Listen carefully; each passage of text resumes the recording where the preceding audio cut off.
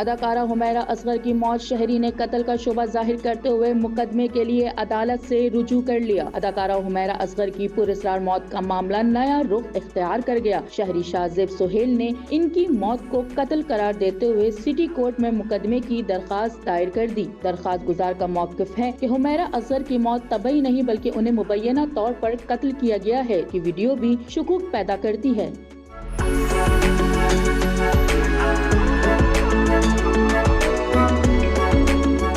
درخواست میں کہا گیا کہ اداکارہ کا اپنے خاندان سے قطع تعلق اور واقعے پر ان کا رویہ بھی سوالات کو جنم دیتا ہے، اس لیے مقتولہ کے اہل خانہ کو شامل تفتیش کیا جائے۔ شاہ زیب سہیل نے ایس ایس پی ساؤتھ اور ایس ایچ او گزری کو فریق بناتے ہوئے موقف اختیار کیا کہ واقعے کی شفاف تحقیقات ضروری ہیں تاکہ سچ سامنے آ سکے۔